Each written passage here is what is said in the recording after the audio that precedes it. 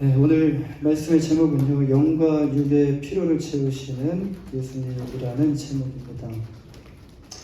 여러분, 오늘날 우리는 어느 시대를 지금 살아가고 있죠? 정말 그 최첨단의 그 과학의 시대를 우리가 살아가고 있는데, 전 과거에 비하면요, 오늘날은 정말 없는 게 없는 그런 풍족한 이런 시대 가운데 우리가 살아가고 있습니다. 이 자녀들을 보면요, 우리가 보낸 지난 과거를 볼 때 부족함 없이 충분히 누리는 그런 시대를 지금 우리 자녀들이 누리면서 살아가고 있습니다. 옛날에 무슨 컴퓨터가 있었겠습니까? TV도 없던 그런 시절이 있었는데, 근데 집에 놀 곳이 없으니까 이제 밖에 나가가지고 놀 거를 찾고, 놀 것이 없으니까 그냥 뛰어다니고, 그리고 모래놀이를 하고, 고무줄하고, 숨바꼭질하고, 구슬치기도 딱지놀이 이런 것을 우리가 했는데, 그런데 요즘은요, 정말 너무 놀 게 많아가지고 이런 것을 아예 모르는 시대가 되어버렸습니다. 어디 그것뿐입니까? 이제 폰으로 터치를 한번 하면 이 식사가 문 앞에까지 이제 배달이 되는 시대가 되지 않았습니까? 힘들게 갈 필요가 없는 그런 시대. 편안하게 집에서 누워서 이제 폰으로 검색하고 터치하면, 옛날에는 짜장면만 집이었지만 요새는 그 짜장면뿐만 아니라 여러 가지 많은 음식들이 집으로 배달이 되는 그런 시대입니다. 그리고 검색 한번 하면요, 우리는 옛날에는 그 책을 보기 위해서는 뭔가 정보를 찾기 위해서는 우리가 도서관을 많이 찾았잖아요. 그런데 요즘은 검색 한 번만 하면요, 우리가 알고 싶은 정보가 어마어마하게 쏟아져 나옵니다. 이렇게 우리는 정말 편리한 이런 시대 속에서 우리가 살아가고 있습니다. 자, 이렇게 육신이 편해지면 자연히 우리의 마음도 평안해져야 하는 것이 맞는 것 같은데, 근데 우리의 마음은요, 어떻습니까? 반대로 우리의 마음은 더 공허해져 가고 있고요. 그리고 우리의 지금 이웃과의 인간관계는요, 더 엉켜지고 있고 풀리지 않고, 그리고 더 개인의 삶은 뭔가 이렇게 행복한 삶, 그리고 뭔가 이렇게 기쁨, 즐거운 그런 삶이 아니라 더 외롭고 고독한 가운데 살아갈 뿐만이 아니라, 우리 안에 있는 또 이제 믿음이 있잖아요. 소망도 있잖아요. 그런데 과거보다도 지금 현재가 오히려 미래에 대한 불안과 염려가 더 많은, 그래서 그 불안과 염려로 인해서 우리 안에 잡고 있는 그 믿음과 소망이 점점 약해지고 있는 시대가 바로 오늘날 시대입니다. 어디에다가도 우리가 마음을 둘 수 없는 시대, 하루에도 몇 번씩 바뀌는 이런 세상 가운데 오늘 여기에다가 마음을 뒀다고 해서 평안한 것이 아니라 내일은 또 거기에 마음을 뒀던 것을 또 빼서 다른 곳에 두어야 되는 그런 시대. 근데 그 마음을 두면서도 평안하지 않아요. 거기에 마음을 두면서도 불안은 계속되고 염려가 계속되고, 이 마음 가운데는 공허함이 계속 끊이지 않아요. 가득 채워지는 그런 삶을 우리가 살아가고 있습니다. 이 세상에 우리의 필요한 것들을 다 채워주는 것처럼 보이잖아요. 그렇죠? 집에 없는 거 없이 다 있으시잖아요. 세상에 이렇게 우리의 필요한 것들을 다 채워주는 것처럼 보이는데, 여러분, 우리의 영과 육은요, 공급받고 채워지는 것이 아니라 더 메말라지고 있더라는 것이에요.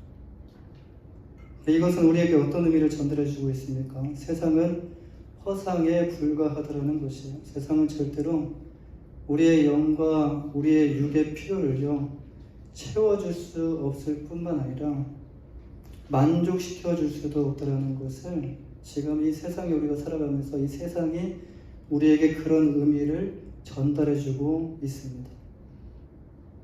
그래도 우리는 이것을 포기하지 않는 이유가 무엇이죠? 이 세상은 정말 허상에 불과한데 여전히 세상에 대한 기대, 그 세상을 향한 기대와 미련이 남아있기 때문에 우리가 포기하지 못한다는 것이에요.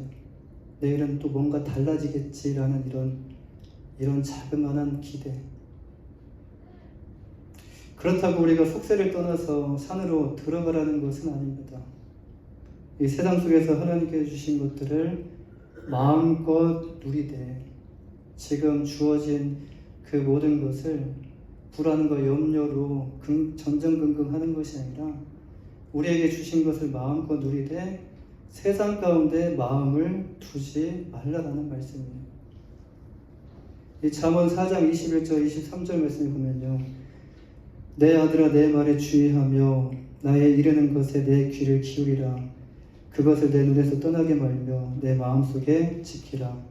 그것은 얻는 자에게 생명이 되며 그 온 육체의 건강이 됨이니라. 무릇 지킬 만한 것보다 더욱 내 마음을 지키라. 생명의 근원이 이에서 남이니라 라고 말씀을 하셔요. 무엇을 주의하고 무엇을 귀를 기울이라고 말씀하십니까? 하나님의 말씀을 주의하라. 하나님의 말씀을 주의하여 귀를 기울이고 그 말씀을 들으라 라는 말씀이에요. 또 무엇을 지키라고 말씀하십니까? 그 하나님의 말씀이 우리 안에 있는데 그 마음을 지키라 라는 말씀이에요. 이 말씀은 곧 우리 마음속에 있는 하나님의 말씀, 지금 우리가 가지고 있는 하나님의 말씀을 눈에 보이는 이 세상의 시험과 유혹 속에서 이 말씀만큼은 우리 안에 주어진, 우리의 마음 가운데 주어진 이 말씀만큼은 지키라 라는 말씀이에요. 그러나 세상이 전부라고 생각하기 때문에 여러분 세상 가운데 마음을 빼앗기며 살아갑니다. 문제는 이 세상이 아니라 세상은 날마다 변해요. 하루도 몇 번씩 변하는 게 세상입니다.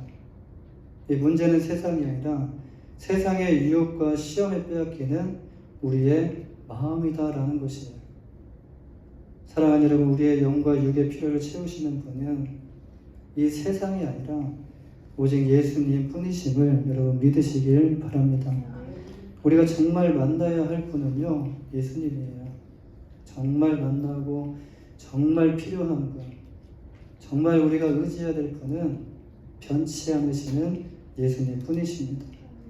오늘 본문 1절과 2절 말씀을 보면요, 예수님의 사역의 장소와 또 사역의 대상, 그리고 그들이 예수님께 온 이유에 대해서 간략하게 1절부터 2절에 간략하게 기술되어 있는데요, 이것은 우리가 잘 아는 말씀이에요. 오병이어의 기적. 그 기적 중에서도 우리가 잘 아는 말씀 중에 포도주의 기적, 오병이어의 기적은 다 잘 알고 있는 말씀입니다. 여러분, 장소가 어디죠? 갈릴리 호수라고, 디베랴 호수 건너편이라고 말씀을 합니다. 큰 무리를 대상으로 예수님께서 사역을 하셨는데, 자, 그들이 예수님을 따라온 이유에 대해서 예수님이 아픈 사람들에게 베푸신 이런 그 표적, 기적을 보았기 때문이라고 말씀을 이어나갑니다. 이 마태복음을 보면은 요한 오병이어의 기적 이전에 예수님께서 행하신 일에 대한 기사가 기록되어 있는데요, 그 마태복음 14장 14절 말씀에 예수께서 나오사 큰 무리를 보시고 불쌍히 여기사 그 중에 있는 병자를 고치시니라 라고 말씀하시네요. 오병이어의 기적 이전에 예수님께서 어떤 일을 행하셨는지, 병자를 불쌍히 여기시고 그 병자를 치유하시는, 그것을 지금 주변에 있었던 그 무리들이 다 이것을 목격을 했다라는 말씀이에요. 이 병자를 고쳐주셨는데 그럼 어떤 병을 고쳐주셨을까요? 마태복음 또 15장 29절 31절 말씀을 보면요, 조금 더 자세히 이게 기록되어 있는데, 큰 무리가 다리 저는 사람과 장애인과 맹인과 말 못하는 사람과 기타 여럿을 데리고 와서 예수의 발 앞에 앉히매 고쳐주시니 말 못하는 사람이 말하고 장애인이 온전하게 되고 다리 저는 사람이 걸으며 맹인이 보는 것을 우리가 보고 놀랍게 여겨 이스라엘의 하나님께 영광을 돌리라 라고 말씀하시네요. 이 낫기를 원하는 마음으로 정말 예수님 앞에 간 모든 사람들은요, 하나도 빠짐없이 다 치유함을 받게 되었다라는 말씀이에요. 그럼 이때가 언제입니까? 지금 본문 4절 말씀을 보면요, 마침 유대인의 명절인 유월절이 가까운지라라고 말씀을 하셔요. 지금 이 오병이어의 기적을 보여주신 때는 바로 유월절이 가까워지고 있었던 때라는 거예요. 근데 예수님께서 이 공생애를 시작하시면서 이제 사역을, 하나님 나라의 그 사역을 시작하시면서 두 번째로 맞으신 유월절이 바로 이 오병이어의 기적을 일으키신 그날이 바로 두 번째로 맞으신 유월절입니다. 요한복음 2장 23절에 보면 예수님이 공생의 사역을 시작하시면서 첫 번째 유월절을 맞으신 내용이 나와요. 요한복음 2장에 첫 번째 유월절이 나오고, 이제 요한복음 6장에 보시면 두 번째 유월절이 나와요. 그리고 오늘 말씀 이후에 나오는 이제 요한복음 13장 1절에 보면 이제 예수님께서 세 번째 그 유월절을 맞으시는 내용이 나옵니다. 그리고 예수님께서 이제 잡히셨고요, 십자가에 달려 죽으셨어요. 그래서 예수님의 공생애를 3년 아니면 최소 3년을 잡고 있는데, 3년 아니면 3년 6개월 정도라고 이렇게 말을 합니다. 근데 성경학자들은 이런 요한복음의 그 기록에 근거해 가지고요, 예수님의 공생애가 3년 혹은 3년 6개월로 그 정도로 보고 있다라는 것이에요. 우리는 간략하지만 지금 이 기록된 때와 지금 이 장소에 대한 내용을 통해서 우리가 무엇을 할 수 있냐면, 이 역사적 사실을 우리가 알 수가 있습니다. 이 장소가 어느 장소이고 어느 지명이고 또 지금 이때가 언제인지라고 이렇게 밝힌 것은, 우리가 이를 통해서 우리가 알 수 있는 것은요, 역사적 사실, 이것이 실제적인 것이다 라는 것을 우리가 알 수가 있습니다. 비록 짧은 기사지만요, 예수님께서 어떤 분이신가를 떠나서 그 시대에 예수님께서 실제적으로 존재하신 분이셨다는 것을 우리는 이 말씀을 통해서 알 수가 있습니다. 예수님은 소설 속의 인물이 아니라는 말씀이에요. 예수님은 실존하신 분이다 라는 것을 우리가 성경의 역사를 통해서 발견할 수 있습니다. 여기서 예수님이 누구신가, 예수님의 누구신지에 대한 소개도 중요하지만, 예수님을 만나 경험한 사람들은 여러분 하나같이 예수님을 뭐라고 부르냐면, 예수님은 하나님의 아들이시다라는 이런 고백을 했다라는 것이에요. 그러니까 예수님의 소개만 듣고 그들이 이렇게 고백한 것이 아니라, 정말 예수님의 소개를 듣고 그들이 정말 예수님을 만났을 때 하나같이 뭐라고 고백을 하냐면, 예수님은 정말 하나님의 아들이시다라는 고백을 했다라는 것입니다. 이제 오늘 본문 5절 말씀을 보면요, 예수께서 눈을 들어 큰 무리가 자기에게로 오는 것을 보시고 빌립에게 이르시되, 우리가 어디서 떡을 사서 이 사람들을 먹이겠느냐라고 하시니라고 예수님께서 빌립에게 이렇게 물어보시는데, 이는 예수님께서 몰라서, 예수님께서 어떤 능력이 없으셔서 지금 이 사람에게, 제자에게 어떤 자문을 구하기 위해 물어본 것이 아니다라는 것이에요. 이 빌립이 친히 어떻게 하실지 그 이후에 말씀에 보면 나오는데요, 그 빌립이 친히 어떻게 하실지를 아시고 빌립을 시험하시고자 이것을 물으신 것이라는 말씀입니다. 여러분, 지금 어떤 문제가 발생했습니까? 많은 무리들이 예수님 앞에 나왔는데 저들을 먹일 빵이 없는 것이 문제였다는 거예요. 빌립은 이 질문에 대해서 이상하게 생각할 수도 있었을 것입니다. 지금 이 상황이 여러분 한두 번이 아니었겠죠. 예수님이 다니시는 곳에는 항상 사람들이 인산인해를 이렇게 이루었겠죠. 많은 무리들이 예수님을 따라다녔겠죠. 그런데 지금까지 예수님께서 이런 질문을 하신 적이 없으셨는데, 갑자기 예수님께서 나에게 이런 질문을 하신 이유가 무엇일까라는 이런 생각도 했을 수도 있습니다.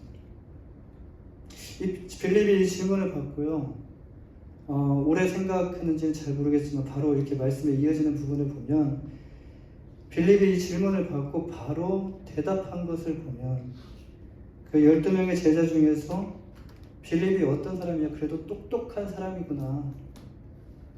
어떤 사람이냐면 수학적인 머리를 가지고 있었던 사람이었던 것 같아요. 그러니까 빌립이 뭐라고 대답합니까? 본문 7절 말씀에서 빌립이 대답하되 각 사람으로 조금씩 받게 할지라도 200데나리온의 떡이 부족하리이다. 그러니까 200데나리온에 대해 읽기 쉬운 성경은 뭐라고 표현하냐면요, 한 사람이 8달을 위해서 벌어야 되는 돈이라고 표현을 해요. 근데 이 돈이 필요한데, 여러분, 이 돈이 있으면 사람들이 배부르도록 만족하도록 먹을 수 있는 것이 아니라 그래도 허기를 때울 수 있는, 그냥 맛만 볼 수 있는 정도, 그 정도밖에 이것을 줄 수 없다라는 것을 지금 빌립이 예수님께 말씀드리는 거예요. 그런데 그 돈이 있으면 배불리 먹을 수 있겠는가? 아닙니다. 여기서 빌립의 대답은요, 200데나리온의 빵을 사도 조금씩 먹을 뿐이지 턱없이 모자랄 것입니다 라는 고백이에요. 그렇다면 예수님께서 빌립에게 질문한 이유가 무엇일까요? 빌립을 통해서 어떤 해결책을 얻기 위해서 빌립에게 질문을 하신 것이 아니라 지금 당장 이 많은 사람을 먹일 수 있는 빵을 어디서 구할 수 있겠는가? 여기서 인간은 무엇을 느끼게 되는지, 인간의 한계와 연약함을 느끼게 되는 것을 보여주는 겁니다. 지금 이 빌립의 대답은 간단합니다. 여러 가지 많은 계산적으로 이렇게 말을 했지만 결론이 뭐예요? 구할 수 없다라는 것이 결론이었어요. 해결할 수 없다라는 것이 이의 결론입니다. 그렇습니다. 지금 주님을 찾아온 무리의 숫자가 얼마만큼이죠? 10절에 보면은 남자만 5,000명쯤 되었다라고 말씀을 해요. 그런데 이 안에 여자와 아이들의 숫자는 넣지 않았어요. 그러나 그 안에는 남자보다 여자가 더 많을 수도 있어요. 학자들은 어림잡아서 5,000명이라고, 남자만 5,000명이라고 성경은 말씀하지만 학자들은요, 어림잡아서 2만 명쯤 되었을 것이다라고 말을 합니다. 예수님 앞에 지금 2만 명의 숫자가 모여 있어요. 어마어마한 숫자죠.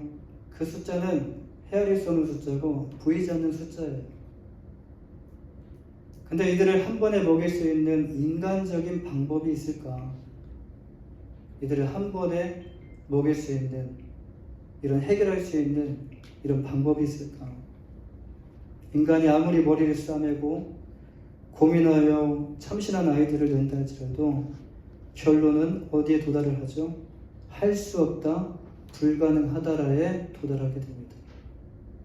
이것이 바로 인간의 한계고요, 이것이 바로 인간의 연약함이라는 거예요. 예수님은 아무런 대책 없이 이렇게 빌립을 시험하신 것이 아니에요.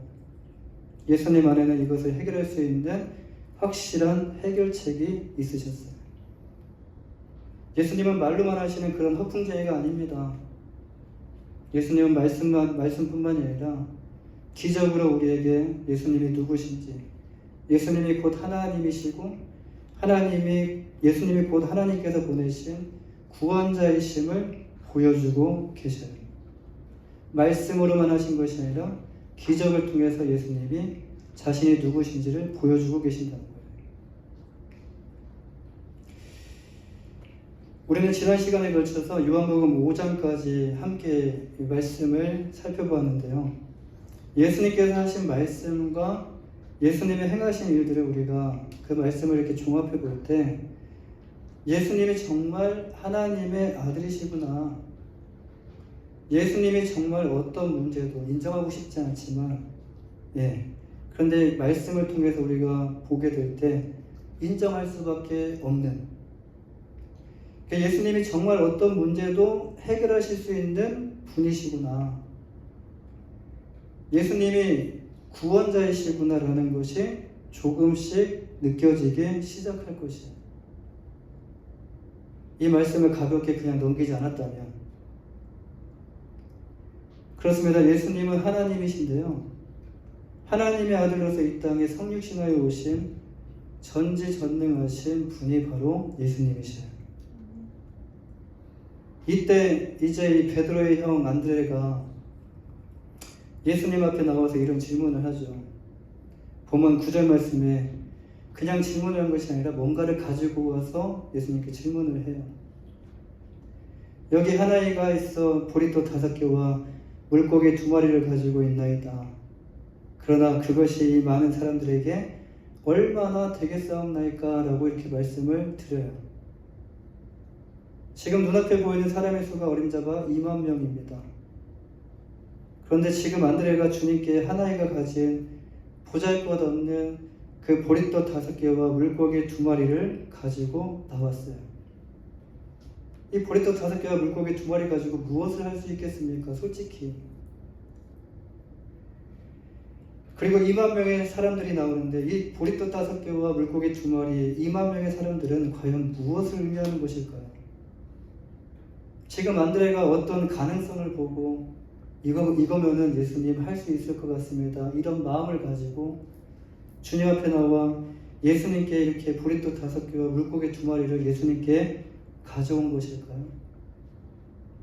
아닙니다. 빌립은요. 앞서 지금 빌립은 앞서 200데나리온이 필요하다는 계산을 했는데 지금 안드레는 지금 빌립은 머릿속으로 계산했죠. 근데 지금 안드레는 눈에 보여지는 것을 주님께 가지고 온 거예요. 정말 이거밖에 없습니다라는 이런 식이에요.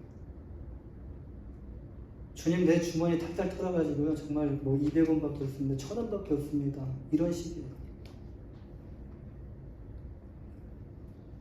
예수님께서 이것을 가지고 분명히 어떤 기적을 보여주실 거라는 그런 마음으로 예수님께 가져간 것이 아니라 반대로 이것밖에 없는데 이걸 가지고 뭘 어떻게 하겠냐는 식으로 냉소적인 반응을 보였던 것이 바로 안드레의 반응이었어요.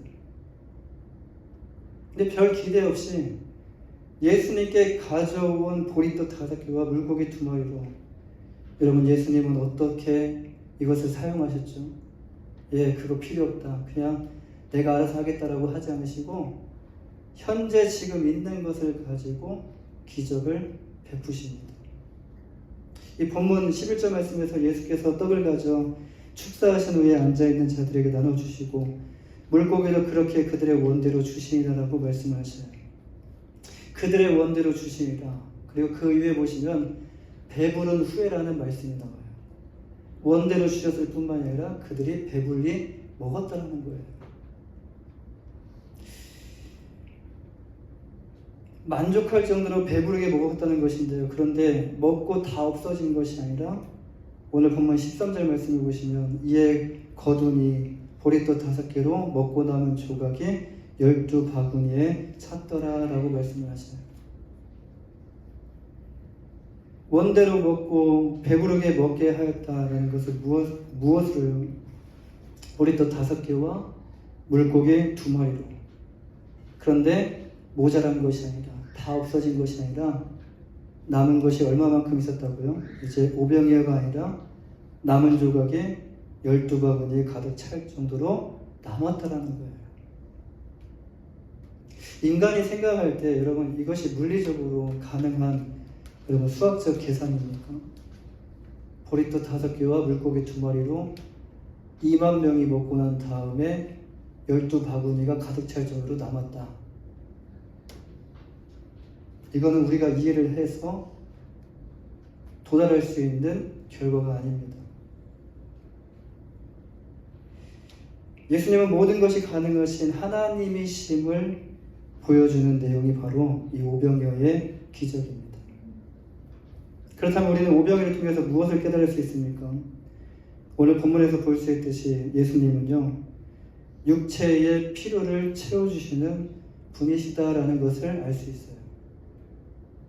여기서 육체의 필요는 곧 육체의 구원도 의미합니다. 육체가 어려움을 당했을 때, 육체가 뭔가 공고함을 당했을 때, 육체에 뭔가 필요가 있을 때에 그것들을 예수님도 그 육체의 필요를 아시고 필요를 채워주시는 분이시다.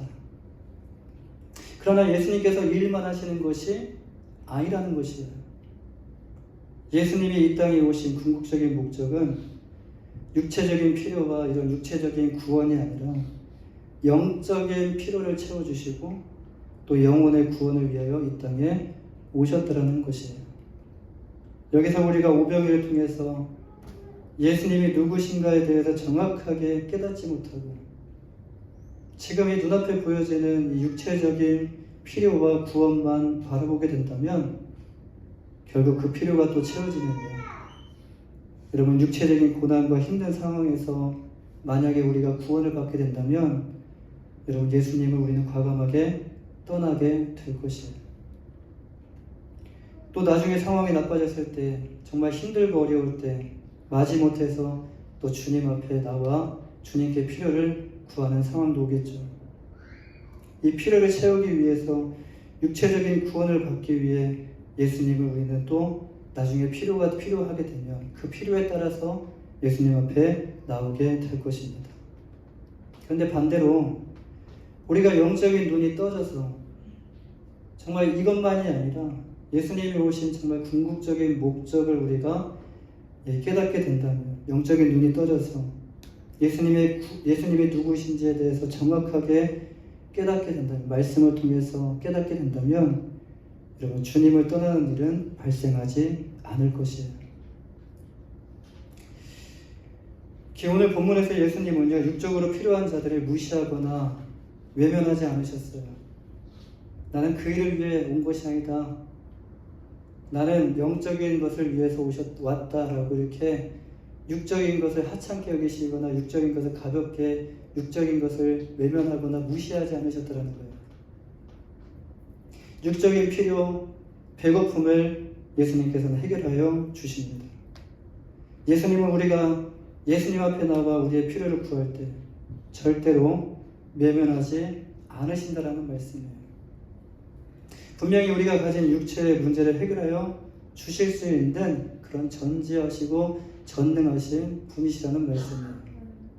지금까지 우리가 살펴본 말씀 중에 여러분, 예수님께서 인간이 가진 육체적인 문제를 뒤로 하시고 영적인 문제만을 다루신 내용은 없습니다.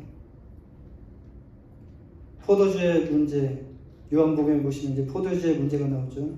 포도주가 떨어진 문제, 그리고 38년 된 병자의 문제, 그리고 니고데모의 문제, 수가성 여인의 문제, 그리고 왕의 신하의 아들의 문제.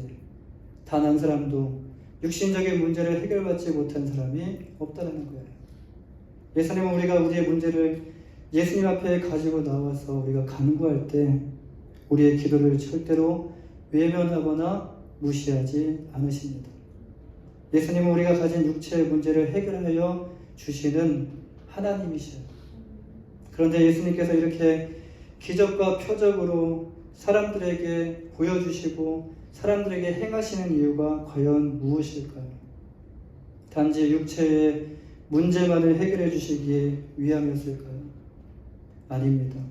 예수님은 이를 통해서 우리의 연약한 믿음을 돕기 위해 예수님이 어디로부터 오셨고 예수님이 누구의 아들이시며 예수님이 이 땅에 오신 이유가 무엇인지를 깨닫고 예수님이 곧 우리의 육체뿐만 아니라 육체를 뛰어넘어서 영혼까지 구원하여 영원한 생명을 주시는 분이라는 것을 믿게 하기 위함이었습니다. 요한사도는 요한복음에 기록하면서요, 마지막 즈음의 기록 목적에 대해서 이렇게 기술을 합니다. 요한복음 20장 30절 31절 말씀에 예수께서 제자들 앞에서 이 책에 기록되지 아니한 다른 표적도 많이 행하셨으나 오직 이것을 기록함은 너희로 예수께서 하나님의 아들 그리스도이심을 믿게 하려 하며 또 너희로 믿고 그 이름을 힘입어 생명을 얻게 하려 함이다라고 말씀하십니다. 예수님이 이 땅에 성육신하여 오셨고 예수님이 이 땅에서 많은 일들을 행하셨는데 이전까지 보지 못했던 그 일들을, 그 기적을 예수님께서 행하셨는데 그 행하시면서 사람들에게 보여주셨는데 이렇게 공생의 기간 3년 6개월 동안 많은 일들을 행하신 이유가, 지금 여기 기록된 것보다 더 많은 일들을 예수님께서 행하셨는데, 행하신 이유가, 그 일들을 행하신 이유가 예수님이 누구신가? 예수님은 곧 하나님의 아들 그리스도이심을 우리 모두가 믿게 하려 함이다라고 말씀하셔요. 사랑하는 여러분, 이제 세상은요, 우리에게 좋은 것을 제공하여 주는 것처럼 보이지만, 여러분, 보이지 않는 우리의 마음에는, 마음에 있는 가장 소중한 것들을 세상에 빼앗아가고 있고요. 그리고 우리를 더 불안하게 만들고 우리를 더 공허하게 만듭니다. 예수님만이 우리의 육체와 영혼의 필요를 채워줄 수 있는 유일한 분이시다라는 말씀이에요. 예수님 안에 참된 기쁨이 있고, 여러분, 예수님 안에 참된 만족이 있습니다. 이 세상 그 어느 곳에서도 참된 기쁨이 없어요. 참된 만족이 없어요. 잠시 즐길 수 있는, 잠시 우리에게 줄 수 있는 유익이 있고 기쁨이 있고 쾌락은 있지만, 여러분, 이 세상에는 참된 기쁨도 없고 참된 만족도 없습니다. 우리는 어디로부터 왔는지도 모르는 그냥, 여러분, 우연히 존재하는 그런 존재가 아니에요. 세상은 우리를 그냥 우연한 존재로서 이렇게 취급을 하지만, 여러분, 우리는 우연한 존재가 아닙니다. 그런 우연한 존재가 아니라 하나님께서 우리를 창조하신 특별한 존재입니다. 여러분, 물고기가 물을 떠나서 살 수 없고요, 나무가 흙을 떠나서 살 수 없듯이, 여러분, 우리는요, 우리를 창조하신 하나님을 떠나서는 단 한순간도 살 수가 없습니다. 사랑하는 여러분, 영과 육의 필요를 채워주시는 분은 오직 예수님 한 분이셔요. 우리가 믿는 예수님 한 분이심을 여러분 기억하시고, 우리를 만족시켜 주시는 하나님 안에서, 하나님 안에 거하면서 하나님 안에서 그 주시는 그 기쁨과 그 만족을 누리는 여러분 모두가 되시기를 주님의 이름으로 간절히 축원합니다. 기도하겠습니다.